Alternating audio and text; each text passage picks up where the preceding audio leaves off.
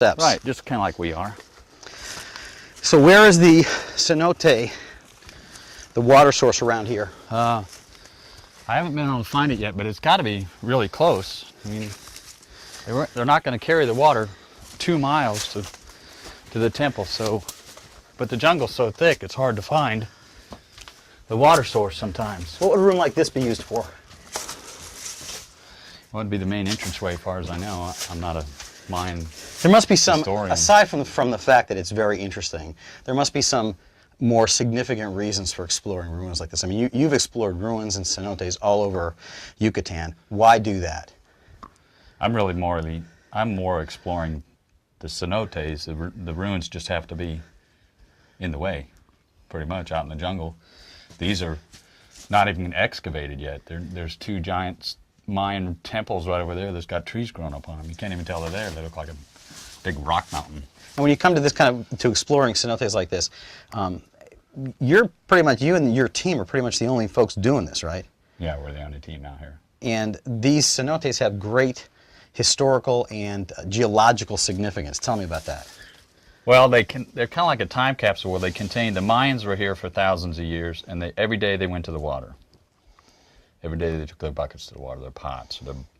They did sacrifices in the water. The water, the underground, was a god to the Mayans. It sustained life, but it was also kind of eerie and spooky because it was dark and black, and so they had to go there every day to get their water, but they would also lose their pots and buckets and stuff down there. So now they've dropped their pot in, and it stayed there for 1,000 years until the explorer comes along and hopefully finds the pot. Although you don't remove the pot. No, we don't touch the pots. That goes to INA, which is the Archaeological Department of Mexico. And over time, you've begun to create a map of cenotes all around in the whole Yucatan Peninsula. Right, pretty much right now we're located in the central part of the Yucatan. Right here we're about 20 kilometers south of Chichen Itza, which is one of the famous Mayan settlements. But obviously nobody's excavated much yet. We've explored, I would say, a couple hundred square kilometers of land. The problem with the Yucatan, it's once you get off the hard road, the jungle's so thick. Tough going. That you just can't get through it. What's the most significant thing you found? In a little village of Hamun, we found a major archaeological site that was a sacrificial pit from the Mayans. It used to be a Mayan temple.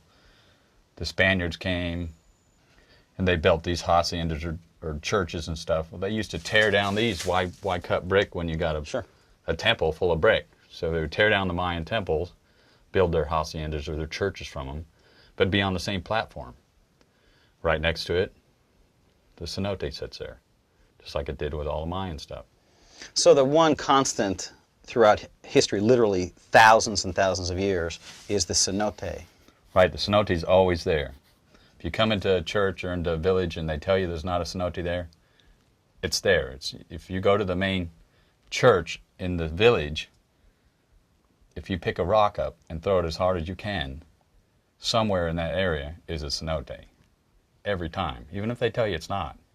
It's there. It might be capped by concrete or something, but every time I went to there, a village, and they said, no, we found it. And sometimes it's under a piece of concrete.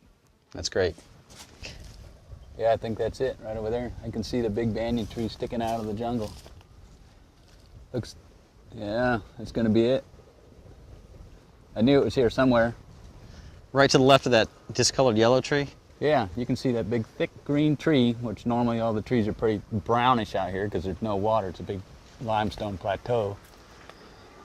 But those roots go down deep into the ground and they'll hit a water source every time. And they actually grow over the edge of the cenote instead of cutting through the rock. So it makes it a lot easier on them. Oh yeah, what a difference that is, yeah. That's definitely it. Now how the heck we're going to get there, I don't know, but we'll get a compass heading and start going that way. So we're on the move. Let's go. It's about 280 degrees. We're going to have to hack our way through to that, right? Well, hopefully, or maybe. The locals, they always have little trails to water sources. Maybe we'll get lucky and find a little trail.